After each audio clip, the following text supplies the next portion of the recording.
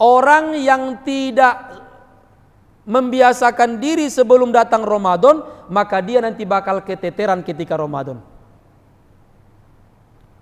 Bapak di sini yang hobi main futsal siapa? Ada? Ada kadang-kadang bapak tidak hobi main futsal. Diajak kawannya main futsal sekali sebulan dan di malam hari. Ketika diajak main futsal, disuruh lari kecepatannya 20 km per jam. Di malam hari pula. Hati-hati Bapak Ibu.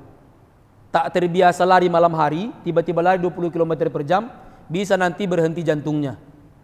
Kenapa? Enggak dibiasakan. Enggak dibiasakan lari di malam hari, tiba-tiba disuruh lari kecepatan 20 km per jam. Bisa jantungan Bapak Ibu, bisa meninggal di tempat. Dan ini kasus sudah banyak terjadi. Begitu juga dengan Ramadan. Kalau kita tidak membiasakan diri kita puasa di bulan Sya'ban ini, nanti bakal keteteran di awal Ramadan. Sering gak kita tengok orang puasa Ramadan bawaannya mau mati saja? Pernah gak nampak Bapak Ibu? Apalagi hari-hari pertama itu, ngumpul di PT, di perusahaan, udah pada gini semua nih. Zuhur ke masjid, ke musola, tidur sampai kelewatan batas istirahat. Nanti dimarahin bosnya, kenapa kamu terlambat? Jangan marah-marah bos, ini lagi puasa. Nah, ya kan? Dicari pula alasannya dikambing hitamkan puasanya. Jadi nampak nanti di awal Ramadan Bapak Ibu, siapa orang yang membiasakan puasa di Sya'ban ini? Orang kalau sudah membiasakan puasa di Sya'ban ini, ketika jumpa dengan Ramadan dia santai saja. Biasa saja bagi dia. Enggak lesu, enggak lelah, enggak lunglai, enggak malas. Tapi orang yang tidak membiasakan puasa di Sya'ban ini, ketika Ramadan lemah, lesu, lunglai, malas. Bahkan kadang-kadang Bapak Ibu sholat asar sudah malas mengerjakan.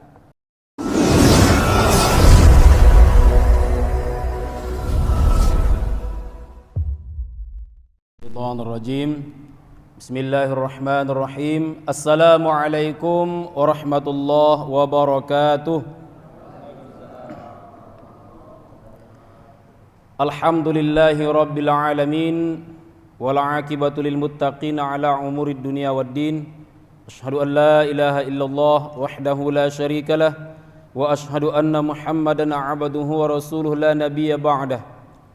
Allahumma salli ala sayyidina Muhammad wa ala ali sayyidina Muhammad.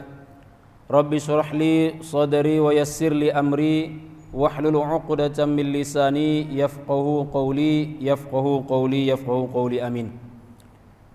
Bersyukur kita kepada Allah Subhanahu wa taala dengan mengucapkan alhamdulillahi rabbil alamin. Bersalawat kita kepada Rasulullah dengan membacakan Allahumma salli ala sayyidina Muhammad wa ala ali sayyidina Muhammad. Yang kami hormati ketua masjid kita, ketua DKM masjid kita, begitu juga dengan pengurus yang lainnya. Yang kami hormati para tokoh-tokoh agama, tokoh-tokoh masyarakat Perumahan Marbella Residen. Begitu juga yang kami hormati Bapak Ibu yang hadir pada malam hari ini, yang masih duduk di tempat ini. Kita saat ini sedang duduk di Raudhatam min Riyadil Jannah, sedang berada di taman surganya Allah di atas muka bumi ini. Apa itu taman surga? Yaitu adalah majelis ilmu. Bapak Ibu dirahmati Allah Subhanahu wa taala, sebelum kita lanjutkan daripada materi kita pada malam hari ini, kita ambil tabarruk. Mari sama-sama kita membacakan salawat bil qulubi 3 kali. Bismillahirrahmanirrahim. Allahumma salli ala sayyidina Muhammadin tibbil qulubi wa dawaiha wa afiyatil abdani wa shifaiha wa nuril absari wa diyaiha wa ala alihi wa sahbihi وسلم اللهم صل على سيدنا محمد طب القلوب ودوائها وعافية الأبدان وشفائها ونور الأبصار وضيائها وعلى آله وصحبه وسلم اللهم صل على سيدنا محمد طب القلوب ودوائها وعافية الأبدان وشفائها ونور الأبصار وضيائها وعلى آله وصحبه wasallim. Mudah-mudahan kita semua yang membacakan salawat mendapatkan syafaat dari baginda Rasulullah sallallahu alaihi wasallam. Di padang mahsyar nanti Bapak Ibu, ada golongan orang yang mengaku-ngaku umat Rasulullah. Ya Rasulullah, kami ini umatmu. Saya ini umatmu ya Rasulullah. Tolong ya Rasulullah, berikan syafaatmu kepada kami ya Rasulullah. Nabi kita memandang wajah golongan ini satu persatu, akan tetapi satu pun Nabi kita tidak mengenali wajah mereka. Siapa orang ini yang mengaku umat Rasulullah tapi dia enggan bersolawat kepada baginda Rasulullah sallallahu alaihi wasallam? Sebaliknya, dia hanya menunggu saja, akan tetapi Nabi kita mencari-cari nama dia. Mana umatku yang bernama si fulan, dicari Rasulullah, di absen satu persatu.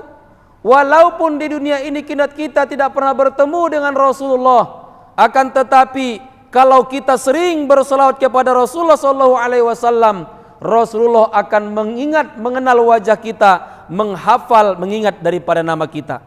Dicari, mana si fulan umatku, mana umatku yang bernama si fulan, si fulanah, dicari sama Rasulullah.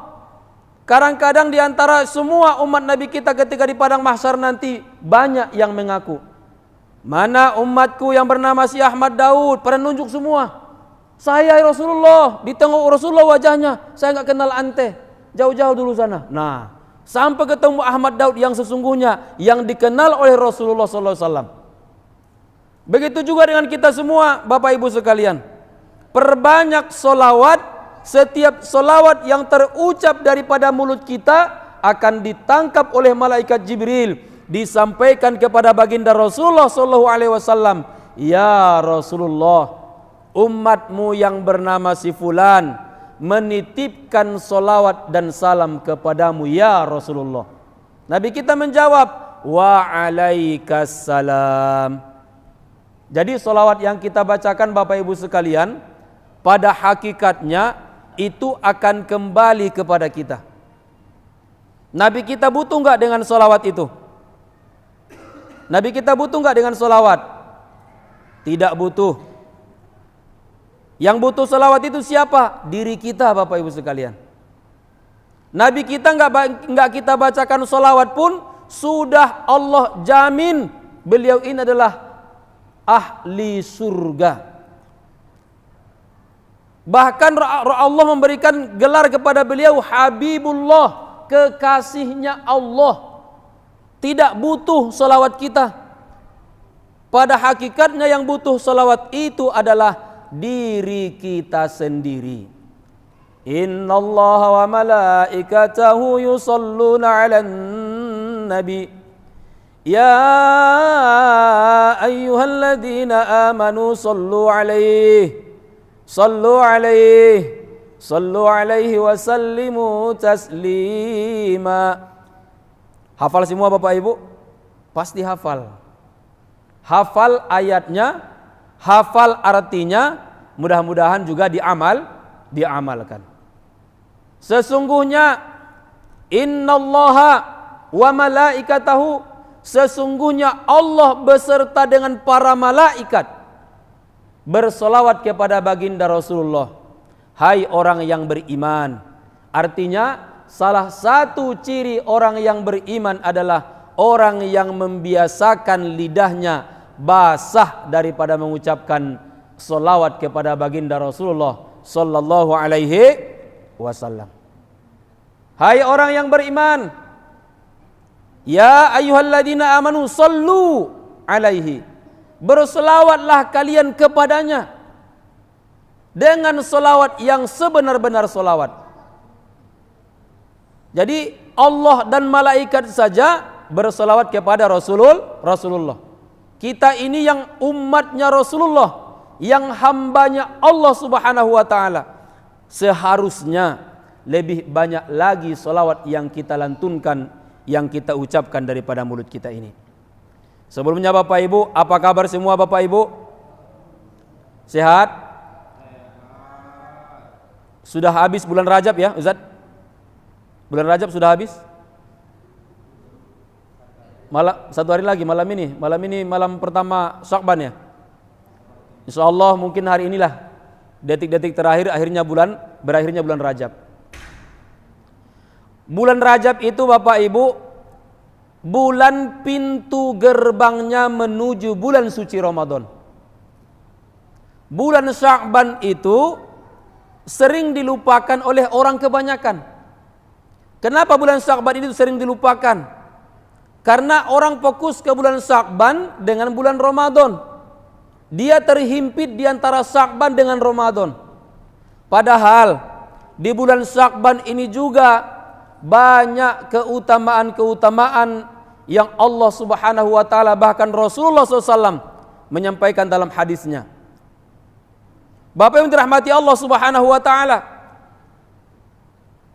sebagaimana kata Rasulullah, bulan Rajab adalah bulannya Allah, bulan Syakban adalah bulanku, kata Nabi kita, dan bulan Ramadan adalah bulan daripada umatku. Rajab syahrullah, Syakban syahri, kata Rasulullah, wa Ramadan syahri ummati. Rajab bulannya Allah, udah berlalu Rajab, sudah kita maksimalkan, insya Allah sudah kita maksimalkan amalan-amalan selama bulan Rajab ini, alhamdulillah. Bulan Syakban ini kata Rasulullah syahri, bulanku, kata Rasulullah, dan bulan Ramadan adalah bulan daripada umatku. Artinya Bapak Ibu apa sekalian, artinya kalau bulan Syakban ini bulan Rasulullah SAW, bulannya Nabi kita Muhammad SAW, salah satu bukti cinta kita kepada beliau adalah meningkatkan amalan-amalan kita di bulan Rajab ini. Amalan apa yang perlu kita tingkatkan? Yang pertama adalah puasa sunnah.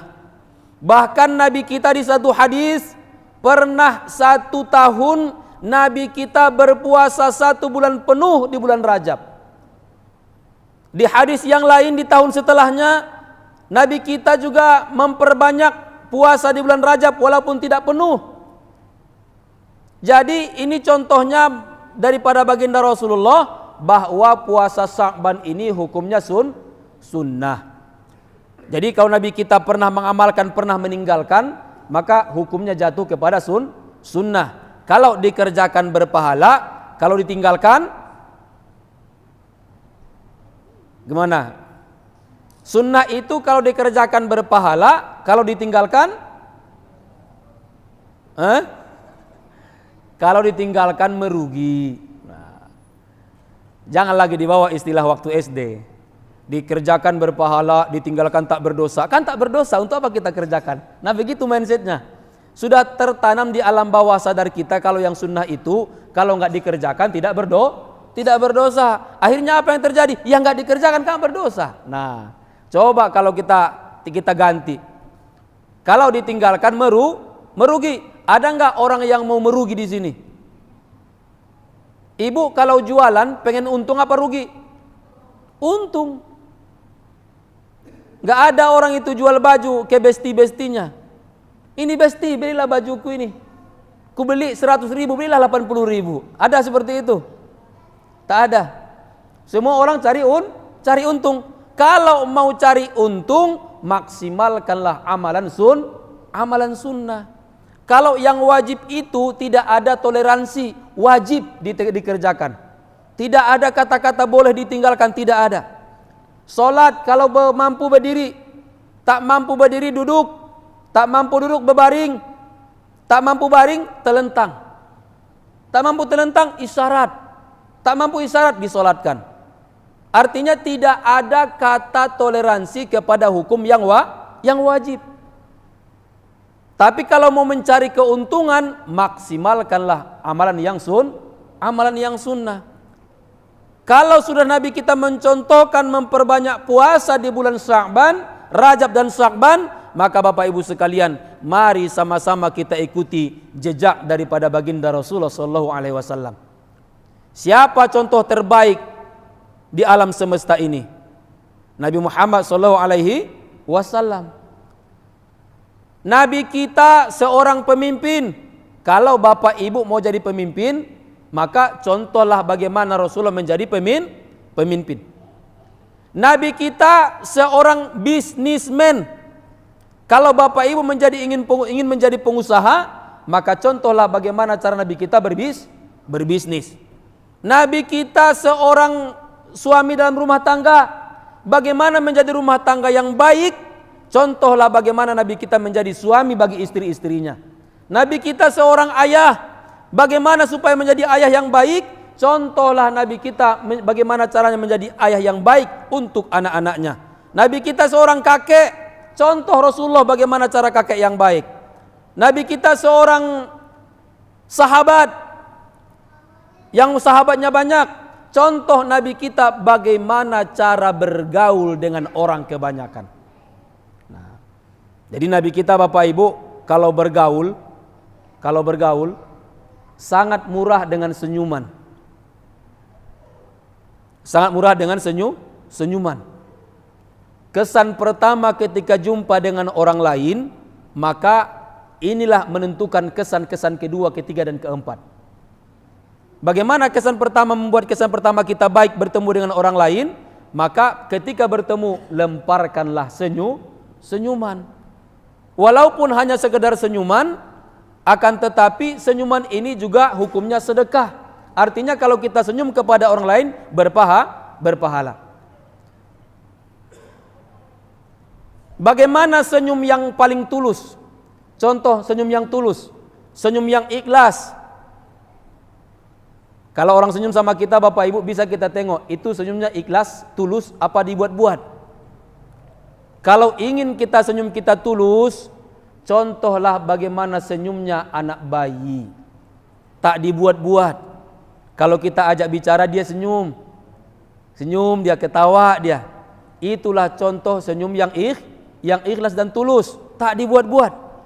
Ada orang-orang senyum kadang-kadang terpaksa. Jumpa sama orang lain, gini doang dia senyumnya. Bibir sebelah doang. Nah, ya kan? Kalau senyum yang tulus itu 3 cm ke kiri, ke kanan, 3 cm ke kiri.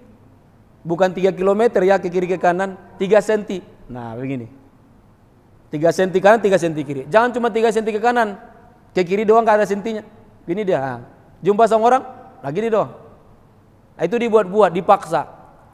Nah, jadi kalau jumpa dengan orang, kasih kesan pertama yang baik. Dengan cara apa? Senyuman. Bapak yang dirahmati Allah Subhanahu wa taala. Di bulan Sya'ban ini jugalah mukjizat Nabi kita, yaitu adalah ketika membelah bulan purnama. Jadi tidak kalah banyaknya keutamaan Sya'ban ini, peristiwa-peristiwa yang terjadi tidak kalah saing dengan bulan Rajab. Di bulan Rajab di situ ada peristiwa Isra wal Mi'raj. peristiwa ketika Nabi kita menjemput perintah ibadah yang pertama, yaitu adalah perintah solat.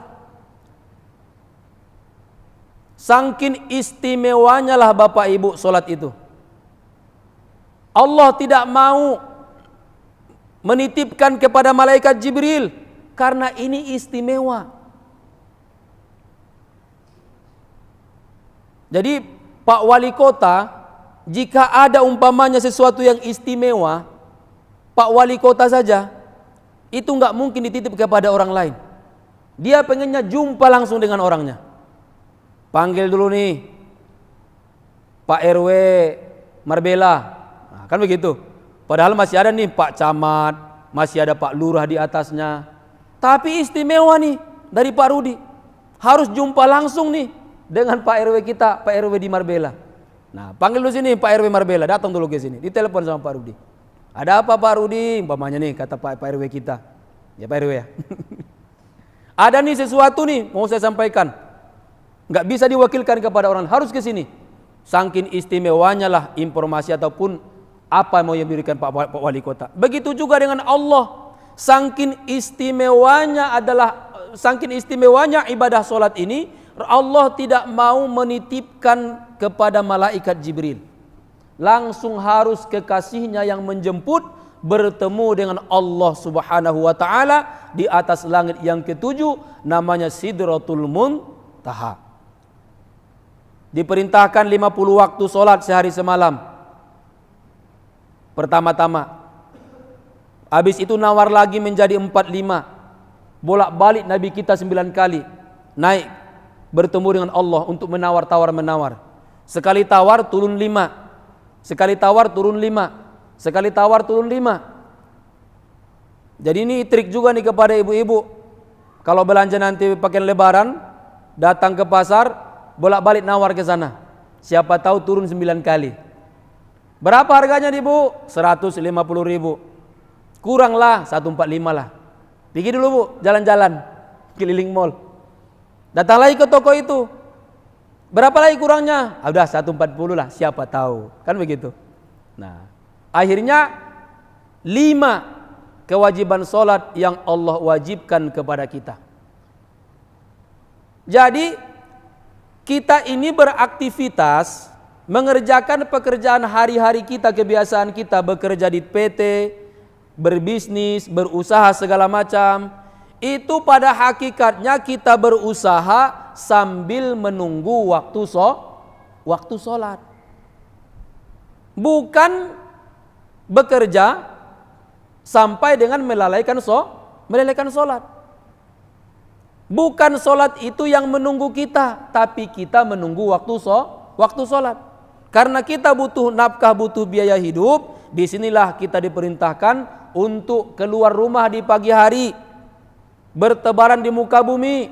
Untuk apa? Mencari rezeki daripada Allah. Jadi sambil kita bekerja, sambil menunggu waktu solat. Kalau sudah solat datang, udah tinggalkan itu kerjaan. Allahu Akbar, Allahu Akbar.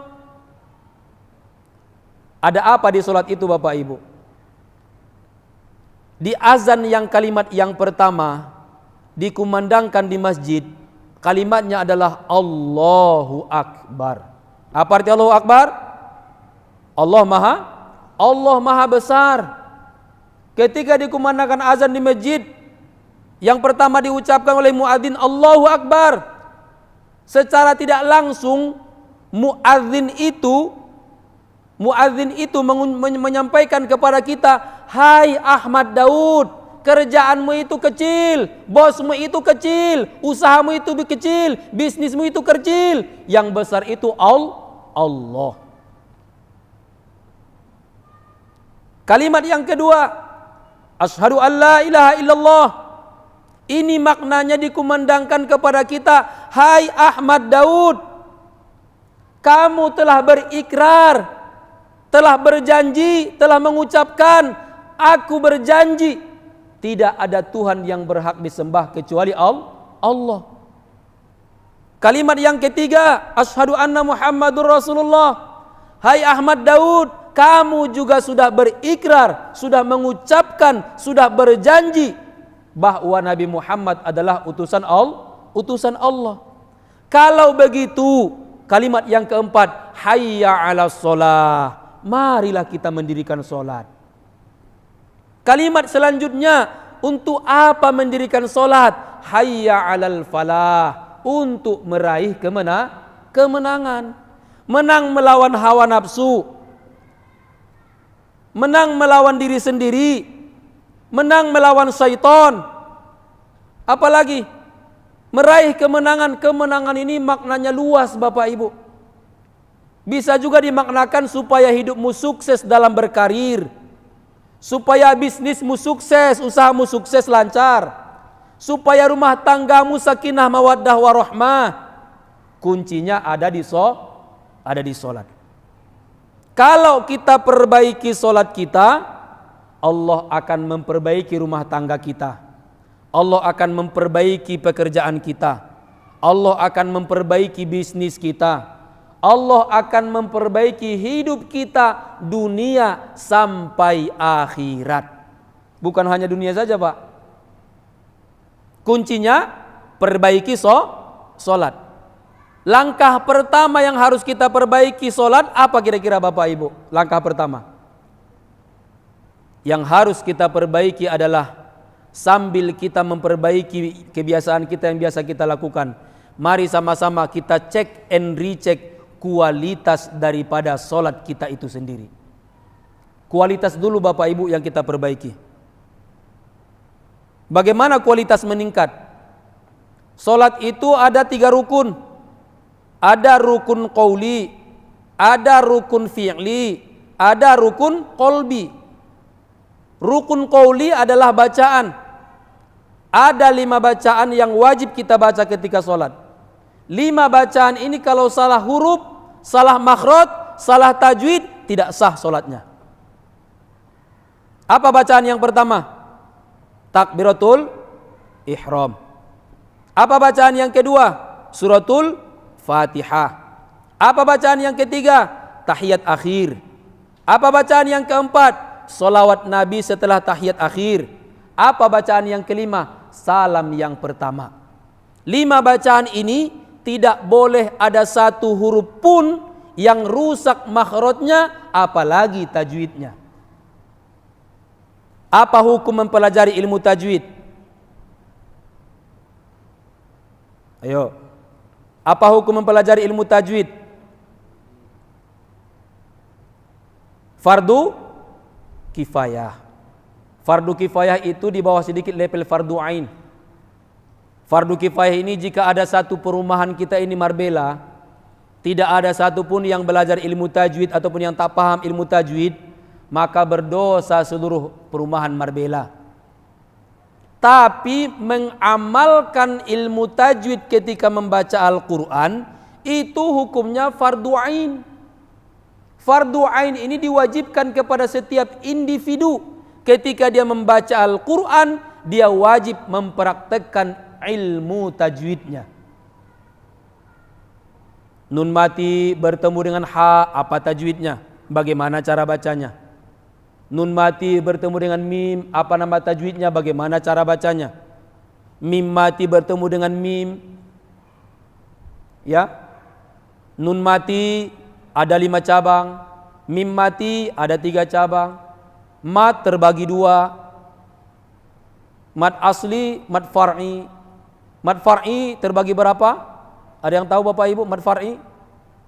Terbagi berapa mat far'i? Terbagi? Ada yang bisa jawab? Ustaz, izin Ustaz. Far'i itu furu', arti asal katanya furu'. Furu' itu cabang. Jadi mat far'i itu ada beberapa cabang. Pernah kami baca ada 13 cabang. Ada 16 cabang. Termasuklah mat wajib, mat jaiz, mat silah tawilah, mat arid lisukun. Nah, ini dulu yang kita perbaiki Bapak Ibu sekalian. Kualitasnya dulu kita tingkatkan, kita perbaiki. Alhamdulillah ketika saya pindah ke Marbella ini, saya nampak di papan di monitor informasi ada di sini program pembelajaran Iqra untuk dewasa. Ini yang merasa bacaannya belum sempurna. Bapak-bapak, kalau misalnya belum terrealisasi agenda itu, kumpulkan berapa orang. Ada imam kita di sini yang insya Allah siap mengajari kita. Atau mungkin bapak-bapak mungkin malu rame-rame, datang nanti ke Pak Imam. Pak Imam, tolong dengarkan dulu Al-Fatihah saya. Kira-kira sudah lurus apa belum? Kalau Al-Fatihahnya sudah lurus, insya Allah 95% bacaan yang lain juga ikut lurus. Kuncinya di Al-Fatihah.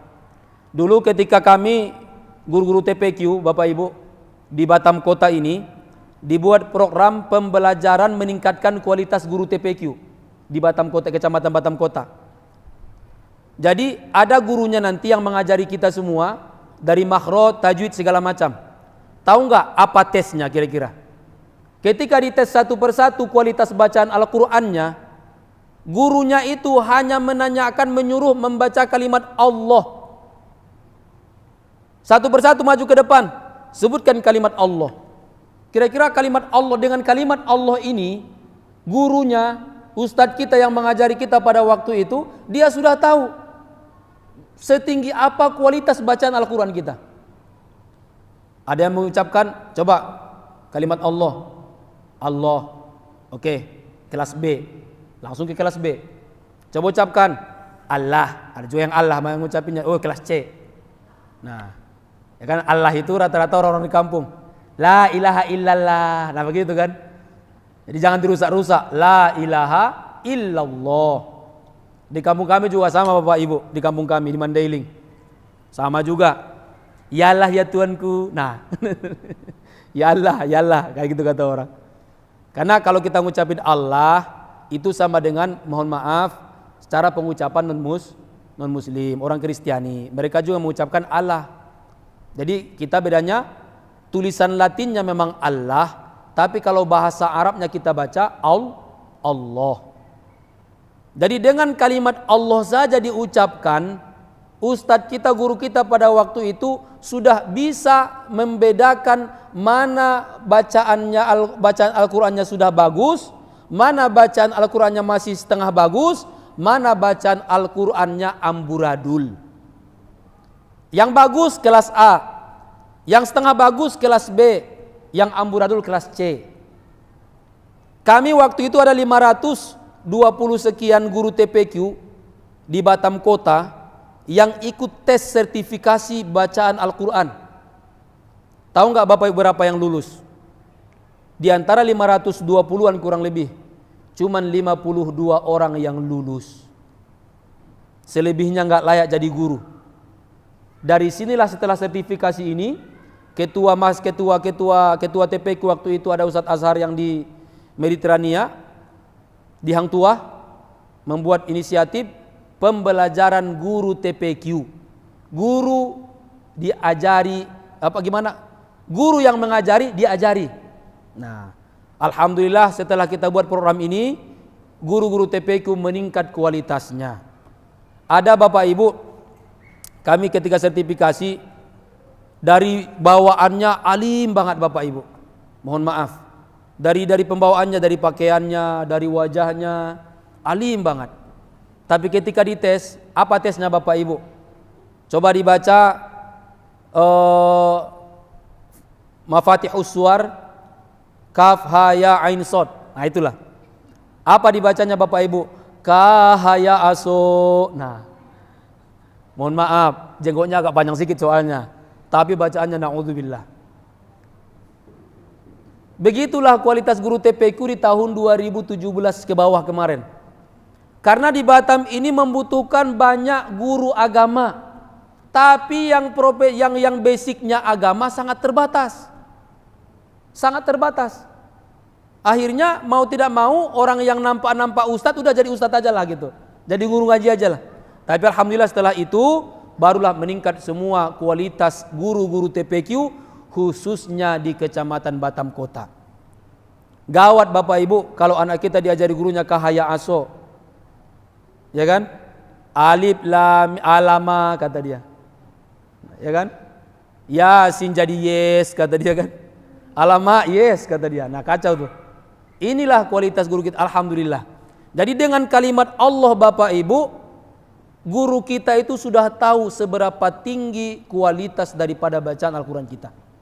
Jadi kalau amalan kita ini pengen meningkat, tingkatkan dulu kualitasnya.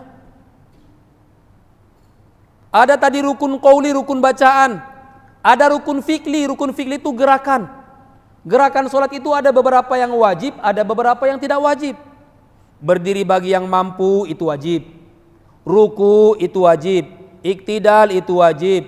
Sujud itu wajib. Duduk di antara dua sujud itu wajib. Duduk tasyahud akhir itu wajib.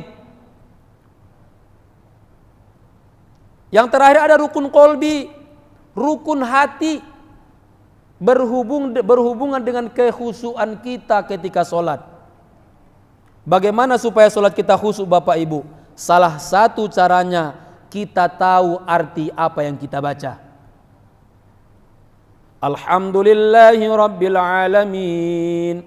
Segala puji bagi Allah Tuhan sekalian alam. Ar-Rahmanir Rahim. Allah itu Maha Pengasih, Maha Penyayang. Maliki Yaumiddin. Iyyaka na'budu wa iyyaka nasta'in.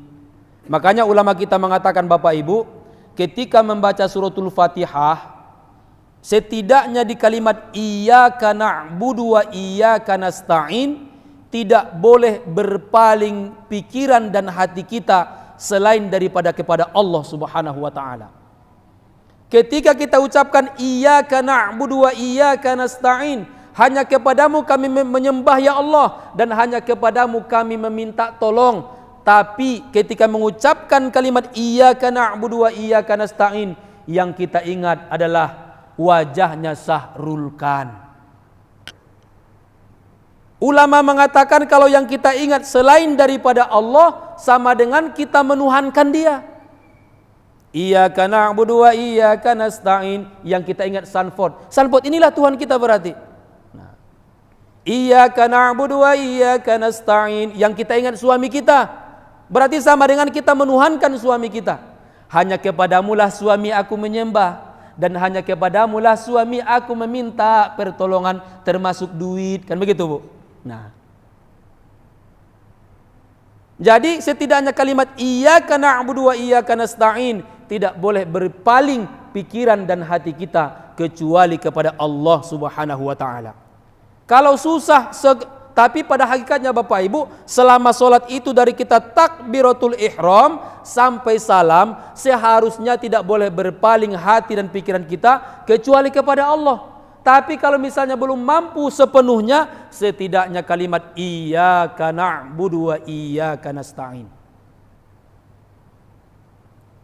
Bapak Ibu dirahmati Allah Subhanahu wa taala, kalau sudah meningkat kualitas sholat kita, barulah sama-sama kita tingkatkan kuantitasnya. Kita tingkatkan duhanya, kita tingkatkan witirnya, kita tingkatkan tahajudnya, sholat taubatnya, sholat sunnah tahiyatul masjid, sholat sunnah wudu, sholat sunnah duha, baru kita tingkatkan Bapak Ibu. Tapi boleh enggak kita sambil belajar kualitas kita meningkatkan kuantitas? Boleh. Karena sambil belajar. Yang percuma itu kalau kualitasnya buruk tapi kuantitasnya banyak. Sama dengan kita mencangkul di tanah orang tapi enggak digaji Bapak Ibu. Sama dengan kita bekerja tapi tidak digaji. Maknanya apa? Ibadah kita itu sia-sia di hadapan Allah. Ibadah kita itu sia-sia di hadapan Allah Bapak Ibu sekalian. Biarlah sedikit tapi berkualitas. Akan tetapi kalau bisa banyak berkualitas. Ada orang jual pecel ulek di Botania. Harganya 10.000. Tapi sedikit isinya. Tapi kalau kita makan pecel dia itu nagih terus. Besok masih pengen beli saking enaknya. Ada orang di Botania 2 jual pecel juga. Harganya 10.000 juga. dan banyak, 2 kali lipat lebih banyak daripada botania 1. Tapi tidak enak. Sekali beli nggak pengen beli lagi. Bapak Ibu pilih yang mana? Yang sedikit enak atau yang banyak nggak enak? Pilih sedikit tapi enak. Begitu jugalah dengan ibadah. Biarlah sedikit tapi berkualitas. Tapi insya Allah kalau sudah berkualitas ibadah kita, maka kita akan terdorong untuk meningkatkan lagi daripada ibadah kita tersebut. Kenapa Bapak Ibu bisa terdorong kalau sudah meningkat kualitasnya? Kita terdorong hati kita mengerjakan ibadah yang lain. Innas sholata tanha 'anil fahsya'i wal munkar. Salat yang kita kerjakan itu mencegah diri kita dari perbuatan keji dan perbuatan yang mungkar. Kalau di sini masih ada yang maksiat, tidak perlu jauh-jauh, cek dulu kualitas daripada salatnya. Dengan salat itu akan menghilangkan sedikit demi sedikit sifat yang buruk daripada diri kita dan akan menimbulkan sifat yang baik sedikit demi sedikit daripada diri kita. Kalau sudah timbul sifat yang baik diri kita Bapak Ibu, lama kelamaan sifat-sifat yang buruk itu bakal hilang sendirinya. Karena tidak mungkin bertemu antara yang baik dengan yang buruk di satu tempat. Kalau diri kita ini baik, bakal hilang yang buruknya. Tapi kalau kita biarkan yang buruk itu menggerogoti diri kita, maka lambat laun akan hilang sedikit demi sedikit kebaikan-kebaikan yang ada pada diri kita. Amalan apa tadi yang pertama yang kita perbanyak di bulan Sya'ban? Yang pertama adalah memperbanyak ibadah puasa sunnah. Tidak tergantung dengan hari apa. Tidak harus Senin Kamis, hari apapun silahkan. Apalagi yang harus kita tingkatkan di bulan Sya'ban ini Bapak Ibu? Yang harus kita tingkatkan adalah meningkatkan bacaan daripada Al-Quran kita. Jangan Al-Quran itu hanya menjadi penghias di rumah kita saja Bapak Ibu. Masuk orang ke rumah kita, terpajang di situ Al-Quran 3 biji. Dibeli tahun 2010, tapi ketika dipegang masih seperti baru. Kenapa seperti baru? Nggak pernah dibuka, nggak pernah dipegang. Ada juga dibeli tahun 2010. Sekarang ini seperti apa? Debunya itu sudah lebih tebal daripada covernya. Kenapa? Nggak pernah dipegang, nggak pernah dibuka. Apalagi harus kita tingkatkan selama Sya'ban ini, memperbanyak istighfar. Astaghfirullah Rabbal baraya, astaghfirullah minal khataya, astaghfirullah Rabbal baraya, astaghfirullah minal khataya. Nabi kita Bapak Ibu yang maksum daripada dosa, tidak punya dosa, istighfarnya sehari semalam 100 kali. Nabi kita Habibullah, jaminan masuk surga, bahkan pemberi syafaat kepada umatnya, masih mohon ampun kepada Allah sebanyak 100 kali sehari semalam. Kita ini kita ini Nabi tidak, Rasul tidak, Habibullah tidak, dijamin masuk surga tidak. Berapa kali istighfarmu sehari semalam? Apakah 20 kali? Apakah 100 kali? Kalau 100 kali sama dengan kita menyamakan diri kita dengan Rasulullah. Menyamakan level kita dengan Rasulullah. Kalau kita ini merasa, kalau ditanya siapa paling banyak dosanya, mungkin kita semua angkat tangan, saya Pak Ustadz. Kalau merasa paling banyak dosanya di antara pendosa-pendosa yang lainnya, setidaknya 500 kali sehari semalam istighfar kita kepada Allah Subhanahu wa taala. Bagaimana cara memulai ibadah Bapak Ibu? Meningkatkan ibadah. Mulailah dengan ibadah yang paling mudah. Istighfar itu mudah Bapak Ibu. Bisa dikerjakan dimanapun. Bisa dikerjakan kapanpun. Tidak butuh waktu khusus. Tidak butuh tempat khusus. Mau di rumah silakan. Mau di atas motor silakan. Dalam mobil silakan. Asalkan ibu jangan beristighfar ketika buang hajat di toilet. Jangan. Astagfirullah, jangan. Nggak boleh. Ya. Tapi kalau dalam hati enggak masalah. Nah, contoh nih barsin, acim. Biasa kan kita refleks tuh langsung ucapin alhamdulillahirabbil alamin. Dalam kamar mandi enggak apa-apa ucapin dalam hati. Alhamdulillahirabbil alamin, tapi dalam hati jangan diucapkan di lisan. Bapak Ibu dirahmati Allah Subhanahu wa taala. Kenapa kita harus meningkatkan puasa, baca Al-Qur'an, istighfar selama Sya'ban ini, Rajab dan Sya'ban, supaya terbiasa Bapak Ibu nanti terbawa di bulan suci Ramadan. Orang yang tidak membiasakan diri sebelum datang Ramadan, maka dia nanti bakal keteteran ketika Ramadan. Bapak di sini yang hobi main futsal siapa? Ada? Ada kadang-kadang bapak tidak hobi main futsal. Diajak kawannya main futsal sekali sebulan dan di malam hari. Ketika diajak main futsal, disuruh lari kecepatannya 20 km per jam. Di malam hari pula. Hati-hati Bapak Ibu. Tak terbiasa lari malam hari, tiba-tiba lari 20 km per jam, bisa nanti berhenti jantungnya. Kenapa? Enggak dibiasakan. Enggak dibiasakan lari di malam hari, tiba-tiba disuruh lari kecepatan 20 km per jam. Bisa jantungan Bapak Ibu, bisa meninggal di tempat. Dan ini kasus sudah banyak terjadi. Begitu juga dengan Ramadan. Kalau kita tidak membiasakan diri kita puasa di bulan Sya'ban ini, nanti bakal keteteran di awal Ramadan. Sering gak kita tengok orang puasa Ramadan bawaannya mau mati saja? Pernah gak nampak Bapak Ibu? Apalagi hari-hari pertama itu, ngumpul di PT, di perusahaan, udah pada gini semua nih. Zuhur ke masjid, ke musola, tidur sampai kelewatan batas istirahat. Nanti dimarahin bosnya, kenapa kamu terlambat?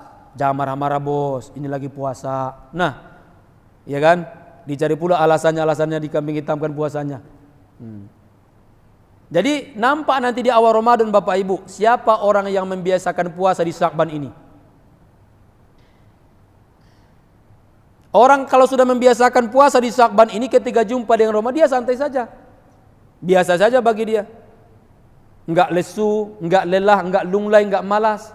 Tapi orang yang tidak membiasakan puasa di Sya'ban ini, ketika Ramadan lemah, lesu, lunglai, malas. Bahkan kadang-kadang Bapak Ibu sholat asar sudah malas mengerjakan. Dikarenakan apa? Saking lemahnya badan, saking lemasnya badan.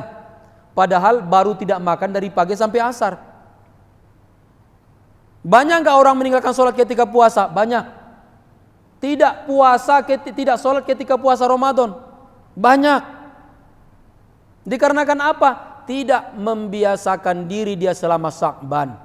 Tidak melakukan pemanasan di bulan Sya'ban. Ya ketika hari hanya keteteran. Jadi kalau kita sudah membiasakan baca Al-Quran di Sya'ban ini, ketika jumpa dengan Ramadan, kita sudah terbiasa baca Al-Quran. Ketika memperbanyak istighfar di Sya'ban ini, ketika Ramadan, kita sudah terbiasa beristighfar, memperbanyak istighfar. Karena bulan Ramadan itu adalah bulan pengampunan, bulan rahmat, bulan maghfirah, bulan itqum minan nar, pembebasan daripada api neraka.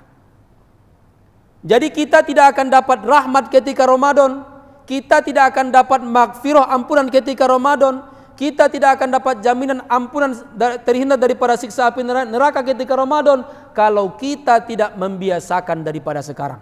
Kenapa? Nanti ketika Ramadan kita bakal keteteran dan tidak maksimal Ramadan kita. Disuruh kita berpuasa di siang hari dan mendirikan malam Ramadan. Di siang hari sudah lemas, tidak mungkin dia mampu untuk mendirikan amalan-amalan selama malam Ramadan tersebut. Man shoma Ramadana, man qoma Ramadana, imanan wa ihtisaban, ghufira lahu ma taqaddama min dzambi. Siapa berpuasa Ramadan, siapa mendirikan bulan suci Ramadan dengan ikhlas, mengharapkan ridho daripada Allah Subhanahu wa taala, Allah akan mengampuni dosanya yang telah lalu, walaupun sebanyak buih di lautan. Bapak Ibu dirahmati Allah Subhanahu wa taala, kurang lebih itu saja Bapak Ibu yang bisa kami sampaikan. Kurang lebihnya mohon maaf. Saya baru pertama nih Bapak Ibu ngisi ceramah di malam Jumat rutinitas kita ini. Apakah ini kelamaan atau terlalu singkat? Saya mohon maaf. Mudah-mudahan apa yang kami sampaikan sedikit banyaknya Bapak Ibu bisa kita amalkan dan bisa juga kita sampaikan kepada orang lain, kita ajarkan kepada orang lain. Kalau di sini suaminya aja yang hadir, sampai nanti ke rumah sampaikan kepada istri di rumah apa isi daripada ceramah ini supaya sama-sama teramalkan di rumah tangga tersebut. Begitu juga ibu, kalau ibu aja yang hadir, bapak tidak hadir, anak tidak hadir, pulang ke rumah nanti sampaikan isi ceramah ini supaya kita semua satu keluarga bisa mengamalkan. Supaya apa? Allah akan menurunkan rahmat kepada rumah tangga kita, Allah akan menurunkan sakinah kepada rumah tangga kita, Allah akan menurunkan mawaddah kepada rumah tangga kita, Allah akan berikan kepada rumah tangga kita sakinah, mawaddah, warahmah, maghfirah, berkeluarga di dunia, dan insya Allah Allah masih pertemukan nanti berkeluarga sama-sama di surganya Allah Subhanahu wa taala. Mari sama-sama kita tutup dengan doa kafaratul majlis. Subhanakallahumma wa bihamdika asyhadu an la ilaha illa anta astaghfiruka wa atubu ilaik. Wabillahi taufik wal hidayah wa bihi nasta'in. Assalamualaikum warahmatullahi wabarakatuh.